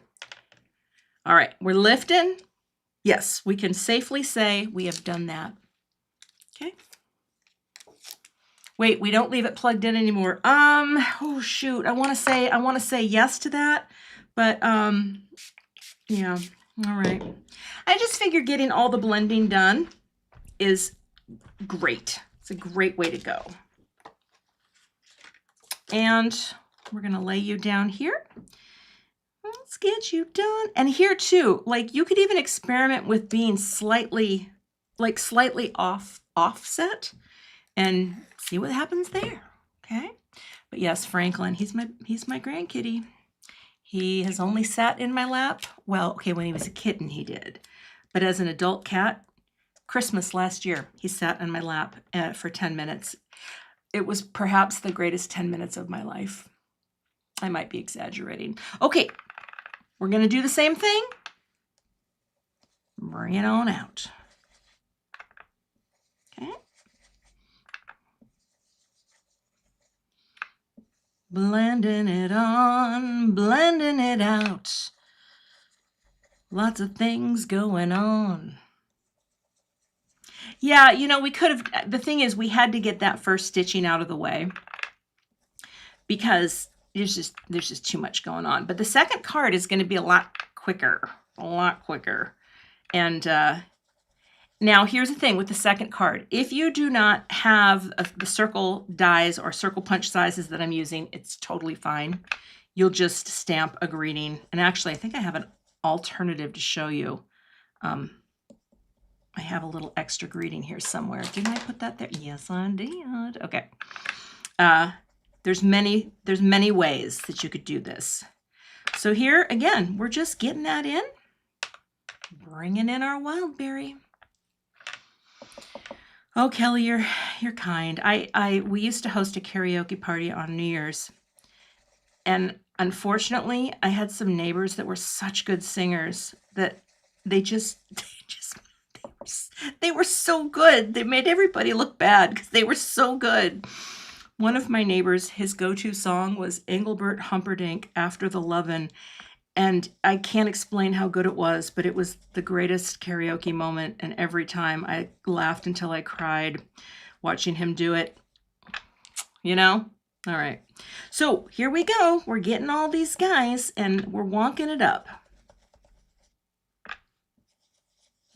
Blend in. You know it'd be a great song to make up lyrics to? How many deadheads do I have out there? You know the song Truckin'? I love that song so much. Instead of truckin', it could be blendin', got the ink going down, pretty, 'cause it's all great ink. I don't know, I'm improvising. All right. Oh, that's how you don't want to do that. There you go. Okay. These things come to me. And if you wonder, Cathy, do you talk to yourself when you're just all alone? I do. Okay, so that looks great. Let's get the final layer. Oh, I didn't quite clean that very well. That's all right. I'm going to wipe this off because I didn't get all the ink off there. It would be a good song, right? I can't come up with it yet, but I do love that song so much. My favorite line is what a long, strange trip it's been. I just think it's such a great song. I was late to the Grateful Dead, and I owe it to my son. Became a bit of a Deadhead in college, and I had never listened to it. Never listened to the Dead, and once I started, I was like, oh, I get it. Now I get it. Yes, I like the one that the stencil has the separate too. That's the thing that I love. A 3 stencil set? Are you kidding? I'm going to go a little darker with this just for fun. Because then you don't have to mask anything. When you're going for the wonk, or as some say, the whimsical, and I'm way off over here, I love it. you don't have to worry. Okay. Oh, I got quite a bit of ink on that. Does not matter. It's going to look great. And the other thing too is you don't actually have to leave that open leaf. You know, you don't have to leave it as light in there. You can just cover it up and then just go over it with the Tide Pool. It's still going to give you a cool look and a cool reaction. But after we finish this, we're gonna move on to back to card 2. Okay. And now I've got that song in my head. It's a good one. Okay. See, a little blotchy. It's going to be fine. I didn't tap off. Get in the center there. These inks are very forgiving. And again, the dry back is beautiful. I love it. Okay. Little in there. Little in there. All right.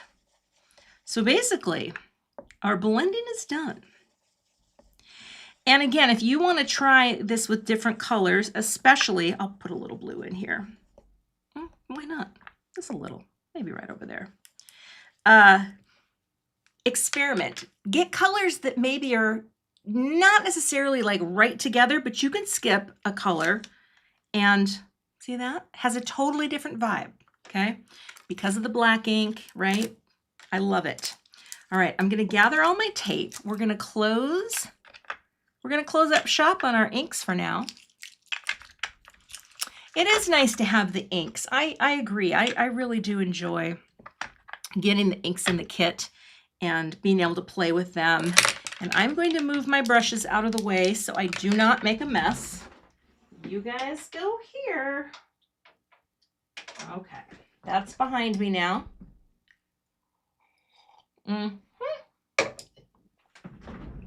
Okay, so pretty, right? And again, so simple. We are going to add stitching to this, but you don't have to finish it in class. And we'll come back to this panel. So you go over here. I am going to do some cleaning. Yep. Where's my spray that I knocked over? Here we go. And get those stencils clean. Okay, so now we're going to do something funky with the panel. So bring your gold panel back in and your paper trimmer, okay?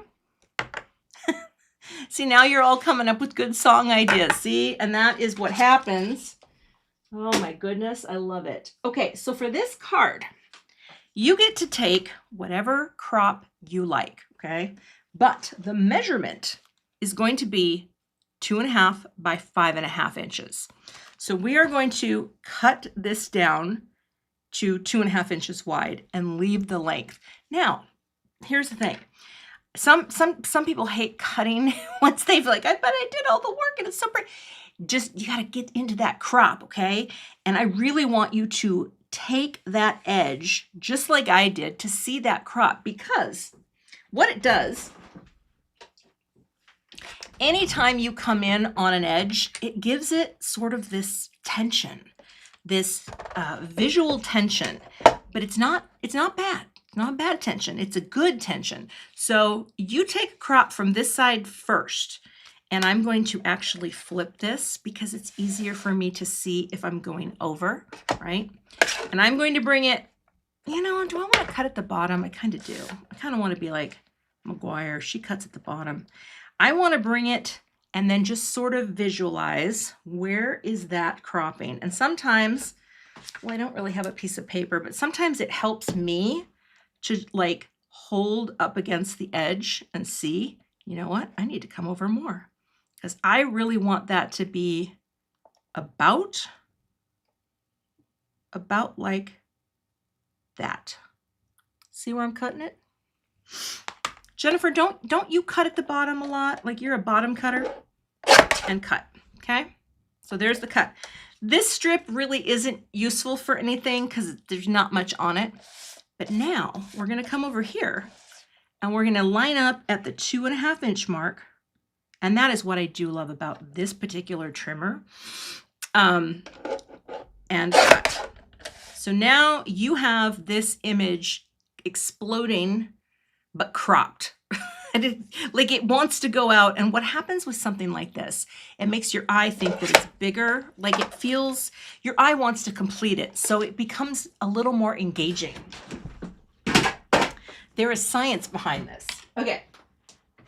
Now, this is where if you have a circle punch or a circle, we're going to take 2 dies. I have a 1 3/4 inch and a 1 1/2 inch. Okay. And what I'm going to do is I'm going to punch part of this out with the larger one, okay? Now, if you don't have circles, you can literally just make, when we get to stamping the greeting, I'll show you what you can do. Okay, I'm going to position this. I want it to be centered, okay? I want it to look as centered as a circle as possible. I'm gonna pop it down and we're gonna run it through. All right. Oh, what's that? Random tissue. Okay. Oh, turn it on.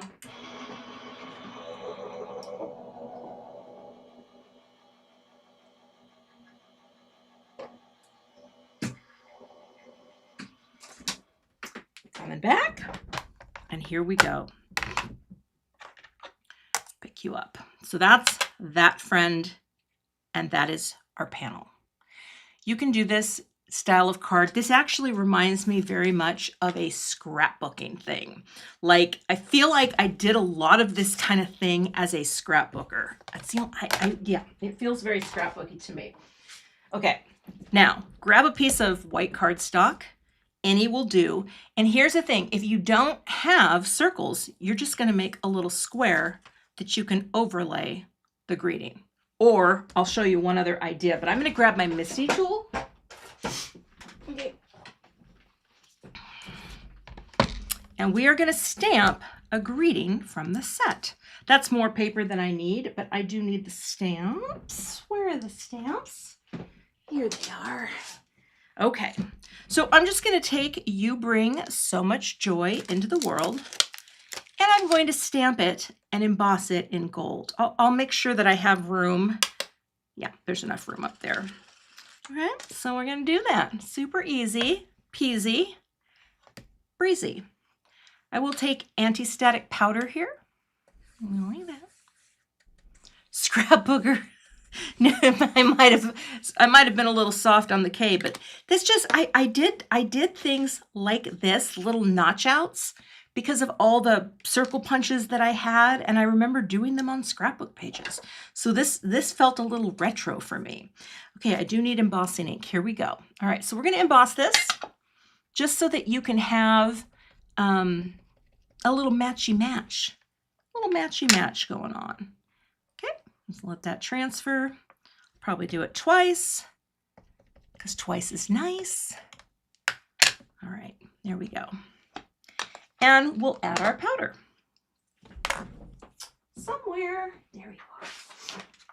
I may have to take a photo of what this room looks like after teaching a class. See, I maybe someday when Dan retires, that's my husband Dan, and when I keep working, because it probably will never stop, he can sit behind and add commentary and answer questions. And I will pay him somehow. I don't know. All right, we're going to add our gold powder. Laura Fedora, twice as nice. Yep. All right.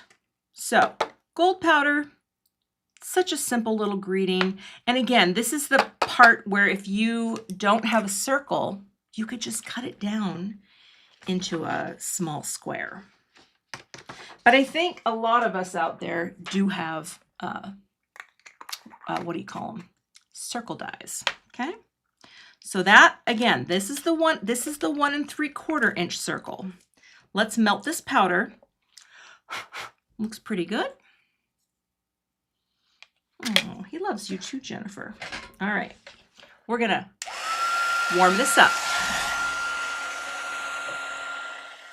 I always point it up so I don't burn anything.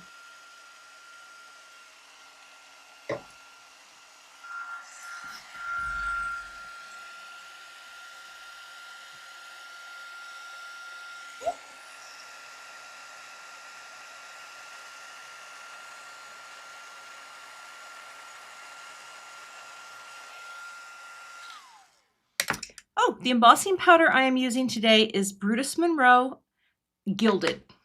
It's a lovely powder. I use it a lot. I have a couple powders. Gina K also has a really nice gold powder. No, Dawn, no. Dawn, that would not be involved. No. I meant like, like fold his clothes, laundry. Oh, Kelly, the reason I warm up my heat tool, that's a great question. Oh, there we go. Is because I want to minimize the time that heat is hitting the paper. I don't want to wait and let that heat warm up with the paper. I want to get in and get out so that I minimize the warping. That's it. Does it work that way? I don't know. Okay, so here is where, if you have a smaller die, again, 1 3/4 inch, is that the one? Yep, that's 1.5. You're just gonna cut this out. Okay, just center it. And let's see, that looks pretty good. And cut it out, okay? We're actually doing decently on time. Okay, we're gonna cut.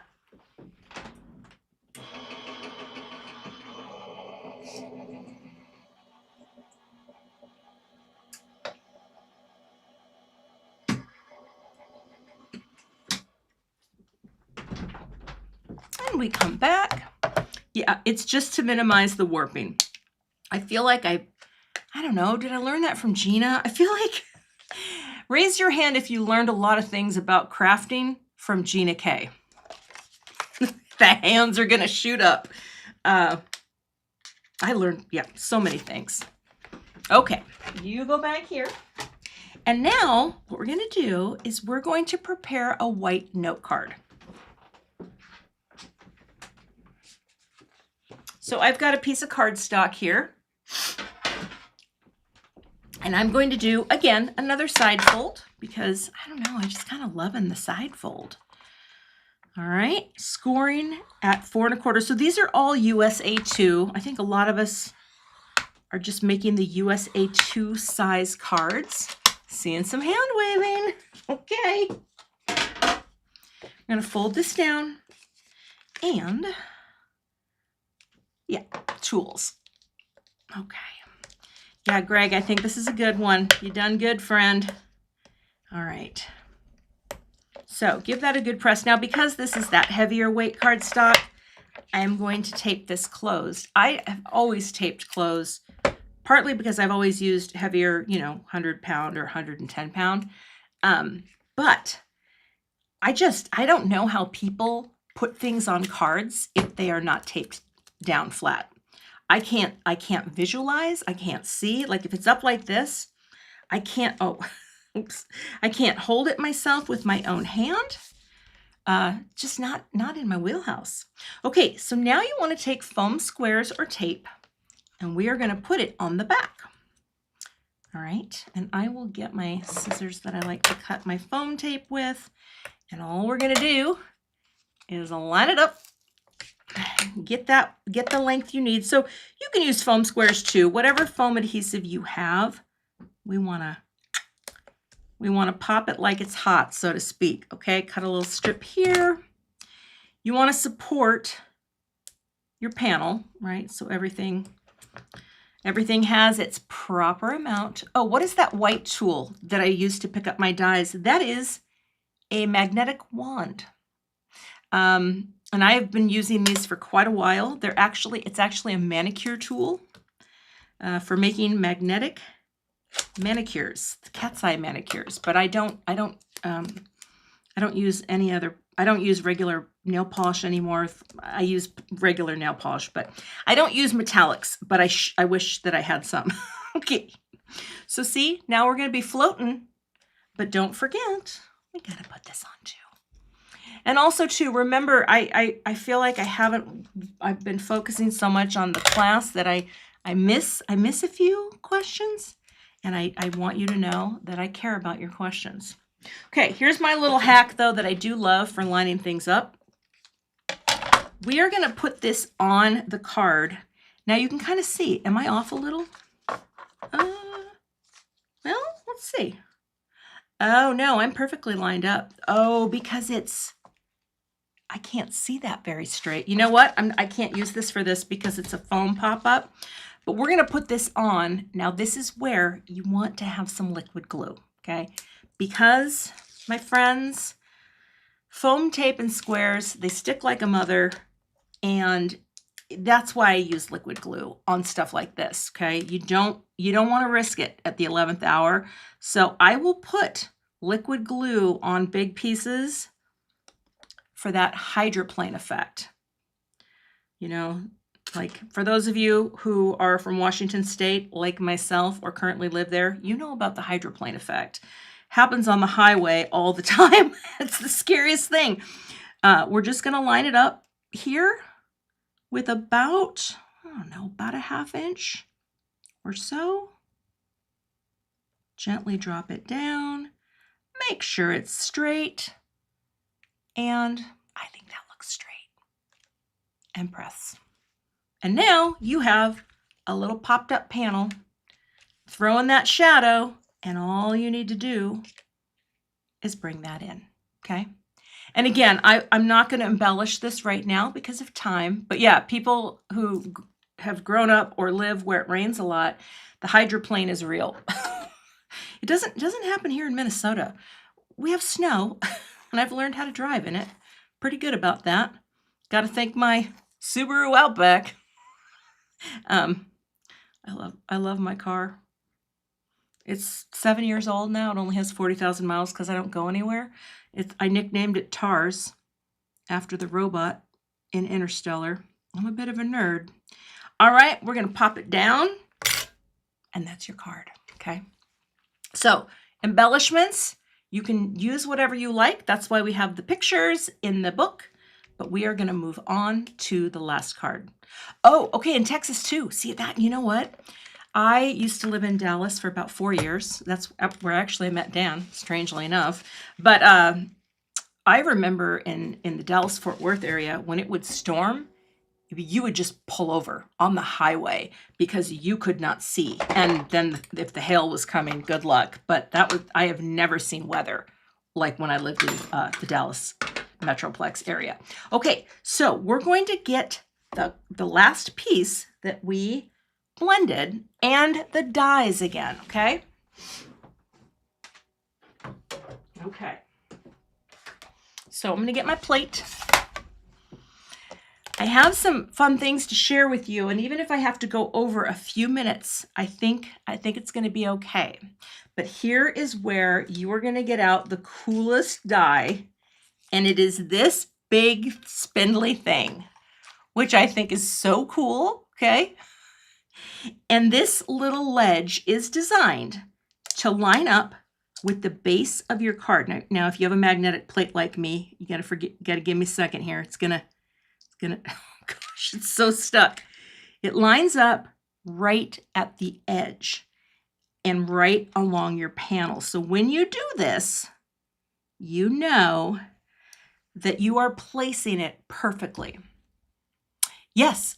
Yes. Oh, we're not done yet, Judy. We're good. We still have 30 minutes, right? Yes, 30 minutes. Okay. That's yeah. So this is the stem die. Okay. See how that happened again? Right? You want to line it up. In fact, you know what? I wonder if I did it on this plate. No, that plate is so messy. It just goes right at the bottom of your card. Not on your card, but the bottom. Does that make sense? And it's going to give you this really cool pattern for stitching that is wonky. This is not supposed to line up with your stems, okay? This is supposed to be completely off. See how they kind of extend up over things? It's just for a graphic detail, okay? Super funky, not supposed to line up at all. This one is, well, if I must say, Greg, this one is the most egregious, but egregious with a reason. All right, so just like that, and then I'm going to cover that up. All right, does that make sense for all of you who are going to do it? Because it's awesome. That's how we line up. So completely wonky. See that? I'm going to come in a little bit more. Nothing lines up. That's what we want. And now we're going to cut it. well, oh, I just twisted my plates. My plates are very warped right now. I've had the same set for a while. I probably should have replaced them for class, but I'm trying to get more out of my plates. So I'm going to press this down, and wait, the next class starts in a half an hour? 8:30. Oh my gosh! Oh gosh. Okay, I ran out of time. Hold on, we're going to do this. Die cut. Oh gosh, I was thinking 11.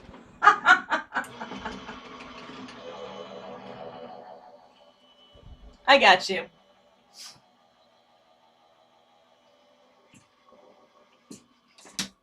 Okay, let's come back. Yeah, Jennifer starts in 30 minutes. This is all you need to know. I'm going to show you this right now. Pick it up. See your stitch marks? Okay. You're going to poke your holes. And again, you know, if you want to. And all you're going to do is a back stitch. And I feel like I have to show you this because it's so easy to do. But let me just show you real quick. And I am not going to use the fancy method to thread. Yeah, Jennifer is at 11, so you're not going to get much of a break. But I'm going to show you this really quick and show you one other thing, which is the sample cards. Okay, I'm going to thread my guy. Where's my pin? Do you all you don't need a potty break, or you do? Believe me, I do. I completely was looking at the clock and forgot that I'm a 10:30 stop. Catherine, are we good just for a few minutes to go over? That's why she does it. Now, if you all need to go take a break, you go. You go. But I just want to show you the back stitch really quick, okay? Here's what you're going to do. You go in to your hole. You go in here, okay? And this is kind of like, it looks like a running stitch. I'm so sorry, I thought. And then what you do is you're going to come in the next hole, but you go back through the other hole so that you can create a line of stitches. Is that good? Okay, a few minutes. If you look at this in the book, see, and then you just keep going, one hole up. Oh my gosh, I completely lost track of time. And back stitch. Okay, that is a back stitch, and it's pretty great. So the card, when you're done, you're going to have all those lines of stitching. Oh my gosh, Catherine. Time, and you're going to have that, okay? Now, I do want to show you my bonus cards. Oh, you guys, I totally spaced my time. All right, but here's the thing. Look at these pretty cards. You can stamp it off to the side. You can do kind of a monochrome look. You can do something like that. I know I was having way too much fun. But see how you can, and I will take pictures of these and post them in the group. But yeah, Jennifer has many stitching videos. And one thing I wanted to tell you about Concord and 9th is they are reopening registration for summer camp. I want to pop this up so you can see it. At the discounted rate again, if you wanted to go. They are offering registration, and I had to mention that. And I will be sure to pop more information in the chat. They're just opening it up for a short time if you want to go to summer camp. And I wanted to show you one more thing because Greg told me I could, and I think you are among the first people to see it. But there are new colors coming, and I'm going to show you them very quickly. Yeah, so when you finish your stitching, same kind of taping, glue that down, embellish. And you can just look at the cards, samples in the thing, and it's good to go. And yeah, okay. So hopefully this is enough. I really thought I was doing great. Hold on, because there's one more thing to show you, and those are the new colors. Okay, you're going to get a little peek. The rounded sentiment die, that is from Gina K Designs. Gina has this little set, master layouts. I don't know because I don't have it handy, but she has one of her master layout sets has the thing. Okay, here's what I want to show you. These are the new colors that are coming to Concord and 9th. Concord and Ninth. New colors coming. Greg, when are these coming? They're coming soon. Basil, Aster, Berry Kiss, Surfside, Bluebell, and Capri. And you can screenshot that if you like. It's secret right now, isn't it, Greg? These are coming. They fit into the palette so beautifully. So any color that has been retired, they have thought this through. I just got these pads in the mail, so I didn't have time to swatch them out. But these are the new colors that are coming. And Greg, can you pop the date? April 9th, thank you. So these are coming to the Concord and 9th store April 9th. I'm gonna pop that up. They will be available. And I made some cards. Here's a card that has a little bit of that aster in it. Oh, so cute. And here's a card that has the basil for the dark parts of the bird. I've been playing with these colors quite a bit. So, oh, and there's a bunch of basil in there. Like, I just was playing and having some fun. Anywho, thank you so much, everyone. I really appreciate your time. If you have any questions about finishing this card, again, it's just a nice running stitch, tape them all on the back, and add your hello and embellish as you wish. Again, these are Gina K pearls. I think they're appropriate for like every occasion, and hopefully that will be enough. Stitching takes time. It's kind of hard to race through it. And so, yeah, thank you. I want you to go get a break, and thank you for joining me this morning. And any questions you have about the class signing up or whatever, leave me a comment in the question queue on the Facebook page that Catherine will post, and I will answer anything that you have. Go get a break, get ready for Jennifer. Let's all give her a big virtual hug. And thank you so much, Catherine. I love doing this. I wish I had like 4 hours just to sit and hang with you guys. Thanks, everyone, and enjoy the rest of the day. I'll see you in Jennifer's class and then later at the end of the day. Bye, thanks.